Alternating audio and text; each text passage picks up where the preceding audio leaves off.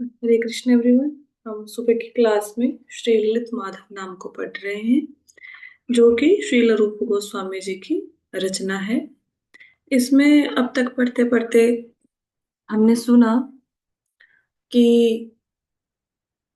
जो राधा रानी है, जो कि सत्यभामा के रूप में है, वो अभी नव वृंदावन में है। नव वृंदावन क्या है? एक वृंदावन ही है, एक दूसरा वृंदावन है जिसकी रचना विश्वकर्मा जी ने की है और जो द्वारिका में है।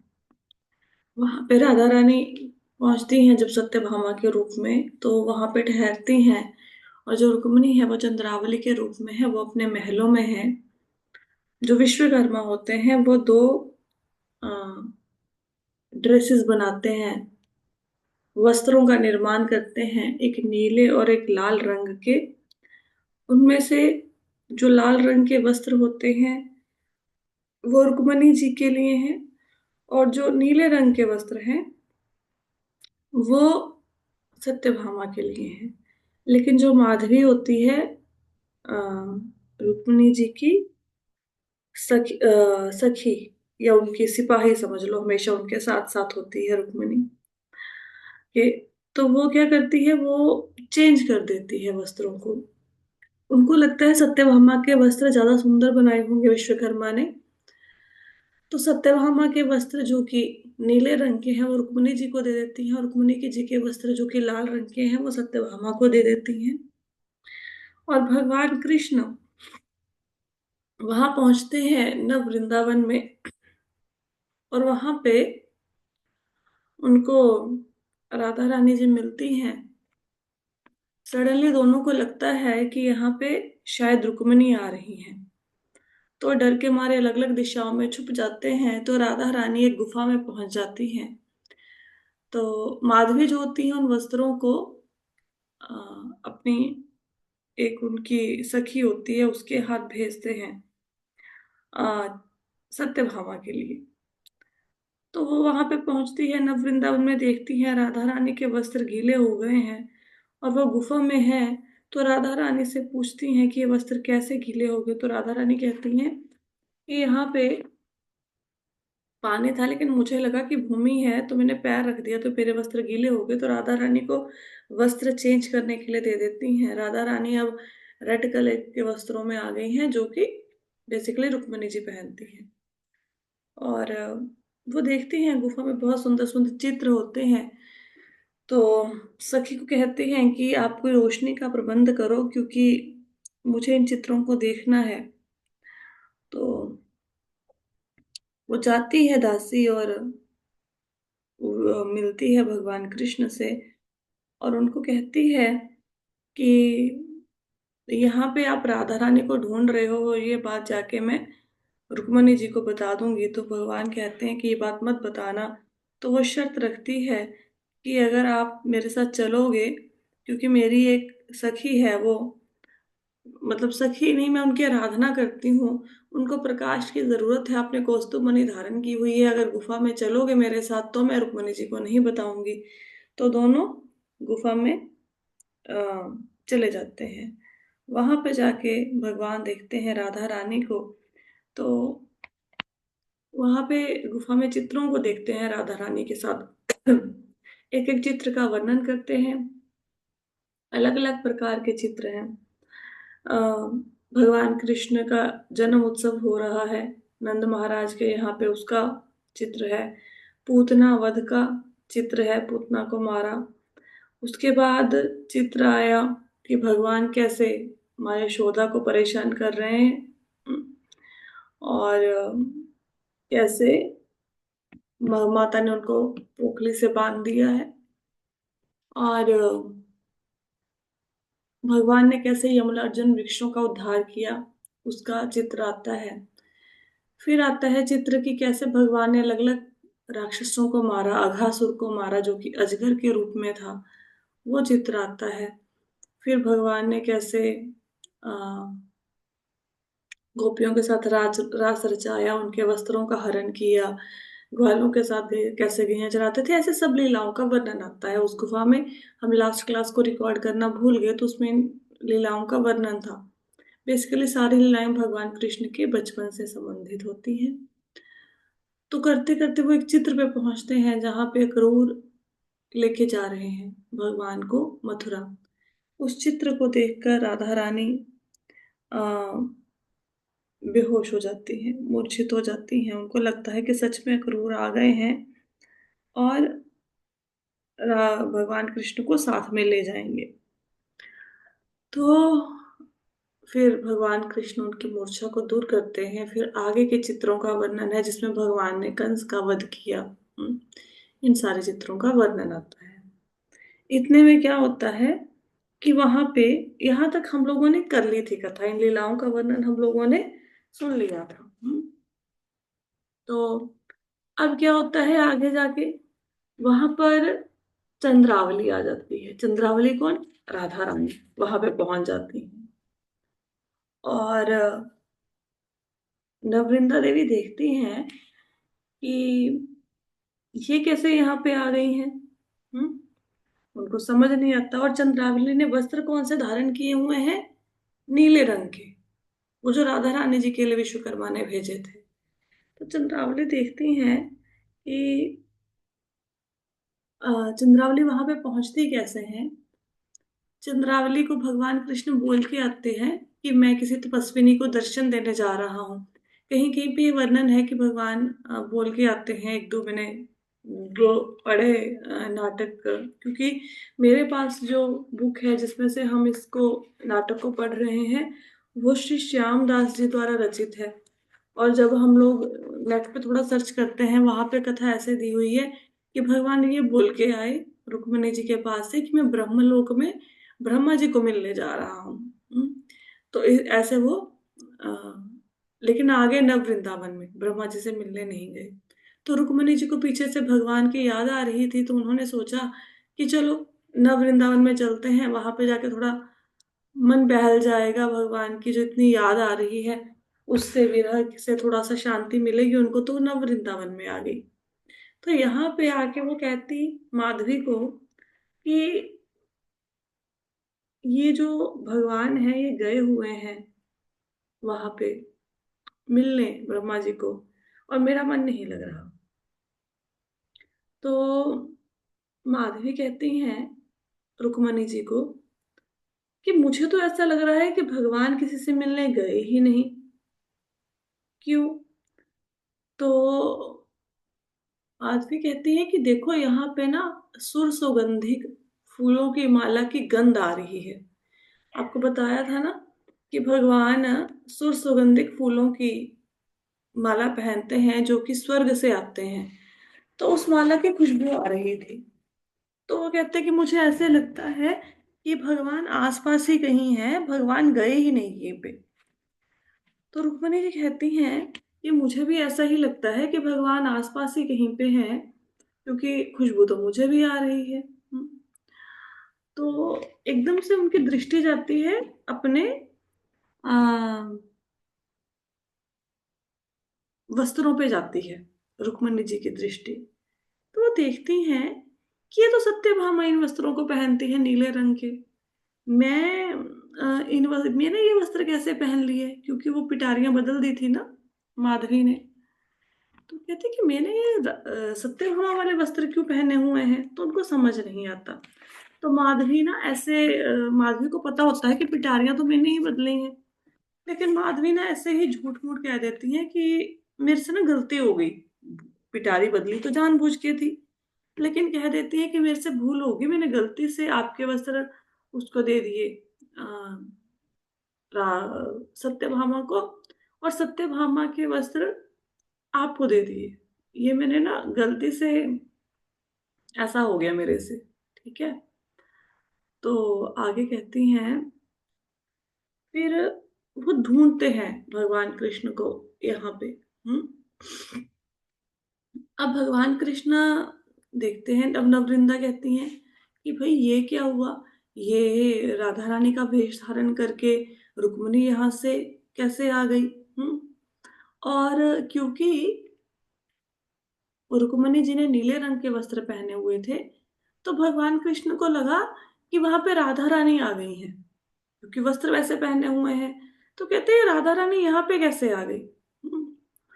तो इसके बाद कहते हैं कि अब चंद्रावली वहां पे ना, राधा रानी तो गुफा में छुप जाती हैं उनको देख के, रुक्मणी जी को, ठीक है, मतलब गुफा में नहीं, साइड में छुप जाती हैं। तो इधर देखते हैं भगवान कृष्ण रुक्मणी को समझ लेते हैं, उसको सत्यभामा, खुश हो जाते हैं कि राधा रानी यहाँ पे आ गई हैं फिर से। तो क्या होता है, नववृंदा देवी को पता है कि ये चंद्रावली है, ये राधा रानी नहीं है, ये सत्यभामा नहीं है। तो भगवान कृष्ण बातें करनी शुरू कर देते हैं उनके साथ, चंद्रावली के साथ। हम्म, तो चंद्रावली को देखकर कहते हैं, अब नववृंदा देवी कहते हैं कि इनसे कोई भूल ना हो जाए, कहीं चंद्रावली से बात करते करते मुख से सत्यभामा निकल गया, फिर देवी को तो शक हो जाएगा कि ये तो सत्यभामा से मिलने आए थे, है ना। तो नववृंदा देवी क्या कहती हैं, वो एक पत्ते पे गुप्त रूप से एक संदेश लिख के भेज देती हैं। हम्म, एक श्लोक लिख के भेज देती हैं कि भाई ये जो आपको दिख रही है सामने, वो रुक्मणी नहीं है, सॉरी सत्यभामा नहीं है, रुक्मणी है। भगवान कृष्ण उस पत्ते को पढ़ लेते हैं। अब उनको समझ आ जाता है कि भाई ये जिसको मैं नीले रंग के कपड़ों के साथ मैं भ्रमित हो गया हूँ, ये तो रुक्मणी जी है, सत्यभामा नहीं है। तो मुझे थोड़ा सा ध्यान से बात करनी चाहिए, है ना, कहीं ऐसा ना हो कि आ, मेरे मुख से निकल जाए कोई सत्यभामा शब्द निकल जाए और देवी को कहीं पे शक हो जाए। हम्म। तो वहां पे कहती हैं, भगवान कृष्ण कहते हैं उनको कि आज आपने ये नीले रंग के वस्त्र क्यों धारण कर रखे हैं, है ना। तो माधवी कहती हैं कि ये मतलब मेरे से ही भूल हुई है, मैंने गलती से इनके अ, वस्त्र नीले रंग के पहना दिए हैं, ठीक है। अब आगे कहते हैं, जब बात कर रहे होते हैं भगवान कृष्ण चंद्रावली से, तो उनके मुख से सत्यभामा शब्द निकल जाता है, गलती से निकल जाता है। तो अब चंद्रावली क्या होती है, और वहां पे राधा रानी दिख भी जाती है, सत्यभामा दिख भी जाती हैं चंद्रावली को। अब रुक्मणी जी को गुस्सा आ जाता है कि भाई मेरे को बोल के आए हैं कि मैं तो ब्रह्मलोक में जा रहा हूँ, और यहाँ पे सत्यभामा से मिल रहे हैं और मुझे बताया भी नहीं है। तो उनको गुस्सा आ जाता है। हम्म। तो कह रही हैं, थोड़ा सा कटाक्ष करती हैं राधा रानी के ऊपर। क्या कहते हैं कि सत्यभामा जब तुम मिली भगवान कृष्ण से, तो तुम्हें कौस्तुभ मुनि तो नहीं तुम्हारे तुम दोनों के बीच में आ गई। तो ऐसे कटाक्ष करती हैं कि इसका कहने का मतलब ये था कि भाई मुझे पता लग गया है कि तुम दोनों आपस में मिले हो। हम्म। तो भगवान कृष्ण कहते हैं कि ये तो भेद खुल गया, ये तो इनको पता लग गया कि भाई मैं तो उनसे मिलने आया था, सत्यभामा से। तो कहते हैं कि अब क्या करूं। तो वहां से रुक्मणी जी चली जाती हैं, गुस्से होके चली जाती हैं। और मन में क्या सोचती हैं कि अब ऐसे तो बात बनेगी नहीं, मैं वहां पे अपने महल में बैठी हूँ, ये सत्यभामा अपने महल इधर नव वृंदावन में बैठी है। भगवान कृष्ण यदा कदा आ जाते हैं यहाँ पे सत्यभामा से मिलने। अब इनको दूर कैसे रखा जाए सत्यभामा से। तो कहती है कि मैं ऐसा करती हूँ, सत्यभामा को ना अपने महल में ही रख लेती हूँ, तो वहां पे मेरे पास रहेंगी, तो मेरे को पता चलता रहेगा कि ये भगवान कृष्ण इनसे मिलने आए कि नहीं आए, या ये भगवान कृष्ण से मिलने गई या नहीं गई। तो इस प्रकार फिर क्या करती हैं वो, सत्यभामा को अपने महल में ही रख लेती हैं। एक्चुअली थोड़ा सा तो रूप गोस्वामी जी ने यहाँ पे एक सोतिया डाह जो होती है ना, कि जो सत्यभामा में एक्चुअल में तो वो उसकी सौतन है रुक्मिणी जी की, तो उस कारण भी रुक्मिणी जी ऐसा कह रही हैं। दूसरा एक भाव ये है कि रुक्मिणी जी भगवान की लीलाओं में उनका साथ दे रही हैं। कि जैसे उनका थोड़ा सा विरह को बढ़ा रही हैं, राधा रानी के साथ जो उनका विरह था इसको और बढ़ा रही हैं, ताकि जब वो फिर राधा रानी से मिले तो बहुत आनंदित हो। तो उनको फिर अपने महल में ले जाती हैं। ठीक है। अब भगवान कृष्ण क्या होता है, इधर देखते हैं कि अब मैं क्या करूं। अब तो ये जो रुक्मणी जी हैं सत्यभामा को अपने महल में ही ले गई हैं। अब मैं उन कैसे उनसे मिलूंगा। तो क्या होता है, भगवान कृष्ण एक दिन मधुमंगल से कहते हैं कि देखो, अब क्या हुआ है कि रुक्मणी जी ने सत्यभामा को अपने महल में रख लिया है। अब तो मैं उनसे मिल नहीं सकता, लेकिन मेरे से अब मिले बिना रहा भी नहीं जाता। तो अब मैं जैसे तैसे करके आज तो उनसे मिलने जाऊंगा ही जाऊंगा। तो मधुमंगल कहते हैं कि भाई खुद तो पीटोगे, मेरे को भी पिटवाओगे, मेरे को भी बाहर कर दोगे राजमहल से, है ना। भगवान कहते हैं मैं तो मिलने जाऊंगा। तो मधुमंगल कहते हैं कि पहले तो ये कौस्तुभ मणि जो धारण कर रखी है ना, इसको साइड में करो। ये सारे फसाद की जड़ है कि जब भी मिलने जाते हो ये कौस्तुभ मणि है, इसका प्रकाश हो जाता है इतना ज्यादा, सबको पता लग जाता है कि कहाँ कहाँ पे आप गए हो, मणि का प्रकाश इतना है। तो कहते हैं इसको साइड में रखो और फिर मिलने जाओ। तो भगवान कृष्ण कौस्तुभ मणि को उतार देते हैं। अब जो कौस्तुभ मणि है वो जो भगवान कृष्ण जब उसको धारण करते हैं तब तो उसका तेज थोड़ा सा कम हो जाता है, क्योंकि भगवान कृष्ण का तेज ही इतना ज्यादा है। लेकिन जब उसको उतार के रखते हैं और मणि और ज्यादा जगमगाने लगती है। अब समझ नहीं आता कि क्या करे भाई, इसका प्रकाश कैसे कम करे। तो कौस्तुभ मणि को मधुमंगल कहते हैं कि कौस्तुभ मणि को आदेश दीजिए कि थोड़ी सी अपनी कांति को कम करे, थोड़ी सी अपनी चमक को कम करे, तभी आप मिल पाएंगे। तो भगवान कृष्ण कौस्तुभ मणि से प्रार्थना करते हैं कि भी थोड़ी सी अपनी चमक को कम करो। हम्म।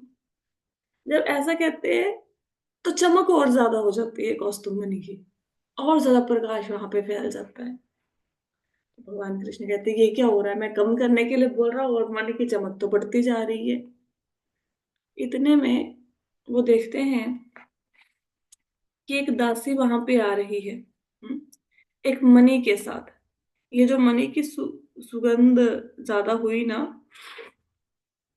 ये इसलिए हुई क्योंकि ये जो दासी के हाथ में मणि है, जो चमक ज्यादा हुई, जो दासी के हाथ में मणि है उसकी भी चमक और कौस्तुभ मणि की चमक दोनों मिल गए। हम्म। तो आगे कहते हैं कि भगवान कृष्ण की तुम कौन हो। तो वो दासी कहती है कि मुझे सत्यजित ने भेजा है, और उन्होंने ना एक मणि भेजी है आपके लिए। हम्म। कहते कि ये जो मणि है इसको आप ग्रहण कर, बेसिकली उन्होंने वो मणि सत्यभामा के लिए भेजी है। तो कहते कि सत्यभामा के जो पिता हैं सत्यजित, उन्होंने वो मणि भेजी है सत्यभामा के लिए। मैं उनको देखने आई हूँ, मणि को। तो आगे क्या होता है कि वो मणि जब देखते हैं भगवान की, ये तो वही से मंतिक मणि है जो सत्यजित को दी थी, जब मैं जंगल से ढूंढ के लाया था वही मणि सत्यजित ने सत्यभामा के लिए भेजी है, अपनी पुत्री के लिए। तो कहते हैं कि ठीक है, अब ये मणि ही मुझे मिलवाएगी सत्यभामा से। वो क्या कहते हैं कि कल को मैं ना मोहिनी अवतार धारण करूंगा। हम्म। और मोहिनी अवतार धारण करके मैं सत्यभामा से मिलने जाऊंगा। तो अब जो दासी लेके आई थी मणि, अब उससे मणि ले लेते हैं कि मैं दे दूंगा सत्यभामा को, और कहते हैं कि मणि देने के बहाने मैं सत्यभामा से मिलने जाऊंगा। हम्म। और मैं मोहिनी अवतार धारण कर लूंगा, क्योंकि उसमें भगवान लड़की बने थे ना। आपको कथा तो पता होगी सबको मोहिनी अवतार की। ये जब समुंदर मंथन हुआ तो वहां से, हाँ, अंदर से अमृत निकला। तो जो राक्षस थे वो अमृत को लेके भाग गए, है ना। तो फिर देवताओं को अमृत नहीं मिला। फिर भगवान ने मोहिनी अवतार धारण किया, एक सुंदर सी स्त्री का धारण किया रूप, और फिर देवताओं को अमृत पिला दिया। वो रूप धारण करके ले लिया राक्षसों से अमृत। तो भगवान कहते हैं, अगर मैं वही मोहिनी अवतार धारण करूंगा फिर मिलने जाऊंगा सत्यभामा से। तो अगले दिन क्या होता है, अब ये तोता है, कौन सा तोता? पुष्पक तोता। किसका तोता है? मधुमंगल का। वो ये सारी बातें सुन लेता है। अब तोते की आदत होती है, वो जो चीज उनको सुनाई जाए उसको रट लेते हैं। हम्म, तो वो याद कर लेता है, मोहिनी बनूंगा और मिलने जाऊंगा सत्यभामा से। मोहिनी अवतार लूंगा, सत्यभामा से मिलने जाऊंगा। तो ये रट लेता है। इधर क्या होता है कि अगले दिन भगवान मोहिनी अवतार धारण करते हैं और पहुंच जाते हैं रुक्मणी के पास। तो माधवी लेके आती हैं, माधवी कहती हैं सत्यभामा और रुक्मणी को कि ये ना सत्यभामा की सखी है। हाँ, उनकी सेवा भी करती है, उनकी सखी है। इसने व्रत धारण कर रखा है कि ये जो घूंघट है ये सिर्फ सत्यभामा के आगे उठाएंगे, सिर्फ सत्यभामा के दर्शन करेंगी और किसी के दर्शन नहीं करेंगी। और बात भी उनसे ही करेंगी और किसी से बात नहीं करेंगी। ये उनके लिए मनी लेके आई हैं, उनको देनी है। तो रुक्मिणी कहती हैं कि ये तो बहुत बड़ी तपस्या है, व्रत धारण किया हुआ है। किसने? इसने, देवी ने जो आई है कि घूंघट उठाना है तो सिर्फ सत्यभामा के लिए ही उठाना है, उन्हीं को देखना है, अगर दर्शन करने तो उन्हीं के करने हैं और बात भी उन्हीं से करनी है।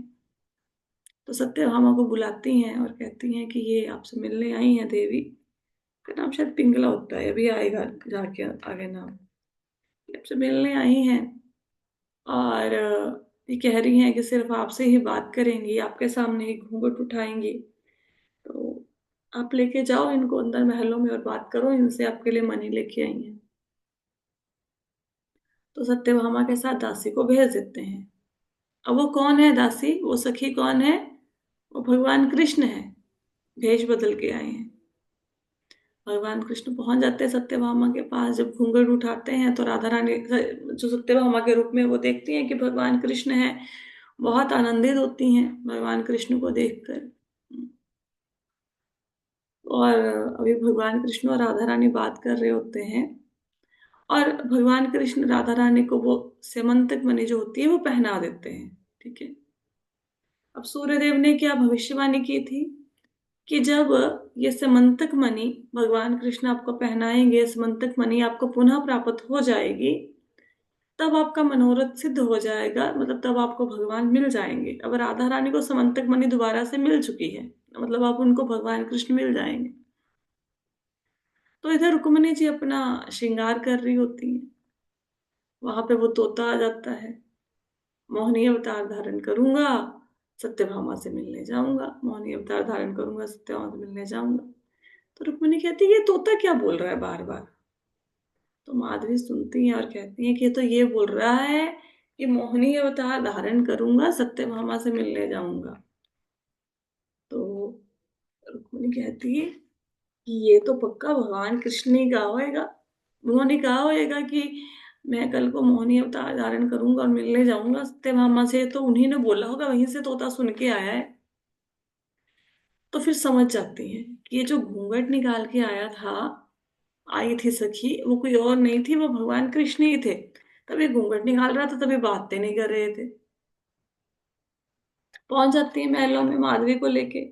माधवी सिपाही है, उनको लेके पहुंच जाती है वहां पे। भगवान कृष्ण हैरान हो जाते हैं कि ये कहाँ से आ गई हैं भाई, यहाँ से फिर से आ गई हैं। देखो भगवान कृष्ण और राधा रानी जब वहां पे मिलने की कोशिश करते थे वृंदावन में, तो कभी नानी आ जाती थी मुखरा राधा रानी की, कभी जटिला आ जाती थी, उनकी सास आ जाती थी, यहाँ पे रुक्मिणी जी बार बार आ जाती हैं। तो सोचते हैं कि चलो कोई बात नहीं, कोई नाटक कर लूंगा, नहीं पता लगने दूंगा कि मैं मतलब मोहिनी अवतार लेके यहाँ पे आया हूँ। कोई बात नहीं, चंद्रावली को मतलब थोड़ा भ्रमित कर लेंगे। तो वहां पे आती हैं माधवी के साथ और कहती हैं कि माधवी, तुम्हें पता है एक बार ना समुद्र मंथन हुआ था। देवताओं और राक्षसों ने समुद्र मंथन किया। तो समुद्र मंथन के समय पे क्या हुआ, वहां पे बहुत कुछ प्रकट हुआ। जैसे वहां पे एरावत हाथी प्रकट हुआ, लक्ष्मी जी प्रकट हुई, ऐसे बहुत सारी चीजें प्रकट हुई। तो कहते फाइनली क्या हुआ वहां से, चंद्रावली बता रही है माधवी को कि वहां से धन्वंतरी जी प्रकट हुए और उनके हाथ में एक अमृत का कलश था। और वो अमृत का कलश राक्षसों ने छीन लिया, वो भाग गए। तो भगवान ने क्या किया, मोहिनी अवतार धारण किया जो कि बहुत ही सुंदर था। और उस रूप को देखकर राक्षस मोहित हो गए और उन्होंने सारा अमृत दे दिया मोहिनी को। तो कहती माधवी कहती कि मैं सोचती हूँ मोहिनी अवतार में भगवान कैसे लगते होंगे, कैसे दिखते होंगे। तो चंद्रावली आगे आती हैं और भगवान कृष्ण से घूंघट उठा देती हैं, जो उन्होंने घूंघट निकाला होता है, और कहती हैं कि ऐसे दिखते होंगे जैसे भी दिख रहे हैं। तो अब भगवान कृष्ण को पता लग जाता है कि पकड़े गए, है ना। अब झूठ बोलने का तो कोई बेनिफिट है नहीं, अब तो रंगे हाथों देवी ने पकड़ लिया है। अब क्या कहें। तो इससे पहले क्या होता है, जब रुक्मणी जी श्रृंगार कर रही होती हैं तो तब माधवी को बोलती हैं कि माधवी, ये सत्यभामा अब तो इस महल में ही आ गई है ना। और मुझे पता है कि जो भगवान कृष्ण है वो सत्यभामा से मिलना चाहते हैं, और मैं बहुत ज्यादा देर तक उनको रोक नहीं पाऊंगी अब दोनों को मिलने से, है ना, चाहे सत्यभामा मेरे सामने ही है। और कहते कि जब तक ये सत्यभामा यहाँ पे है तब तक मुझे एक पल भी चैन नहीं आ रहा, मुझे ऐसे डर लगा रहता है कि भगवान कृष्ण आए सत्यभामा से मिले। देखिए मैं ऐसा करती हूँ कि जो सत्यभामा है उसको विदर्भ नगर भेज देती हूँ, कुंडी नगर में, मतलब अपने पिता के पास भेज देती हूँ। जो चंद्रावली है वो विदर्भ देश के राजा भीष्मक की पुत्री है ना। तो कहती अपने पिता के पास भेज देती हूँ, फिर मैं आराम से यहाँ पे चैन से रहूंगी कि भाई अभी सत्यभामा नहीं है। तो अब ये बात तोता वहां पे भी सुन लेता है। तो तोता याद कर लेता है कि सत्यभामा को कुंडी नगर भेज देंगे। कुंडी नगर विदर्भ नगर एक ही है, कुंडी नगर उनकी राजधानी है। तो सत्यभामा को कुंडी नगर भेजना है, सत्यभामा को कुंडी नगर भेजना है।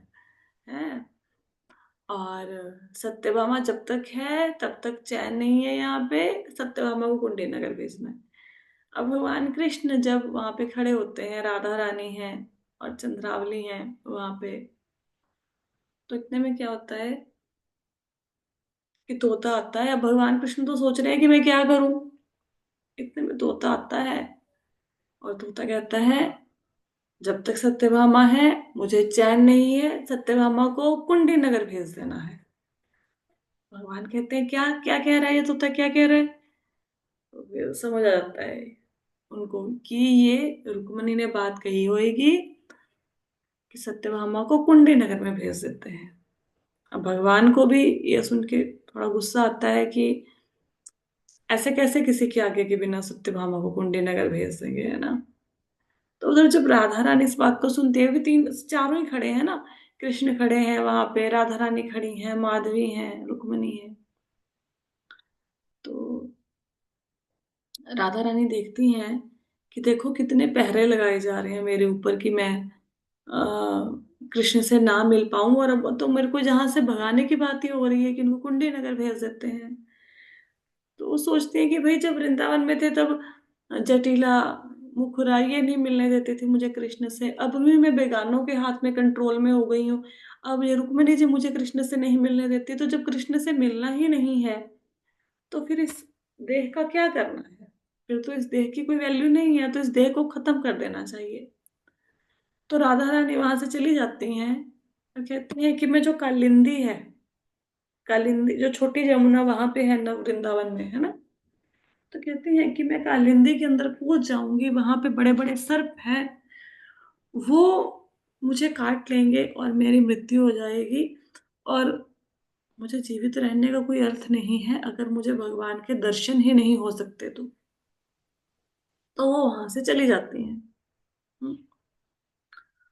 अब भगवान कृष्ण कहते हैं कि भाई रुक्मिणी जी से कि ये सारी बातें तो ठीक नहीं है जो आप कर रही हो। आपको हाँ, अब सत्यभामा को, आपको क्या अधिकार है कि अब सत्यभामा को कुंडी नगर में भेज दे, है ना?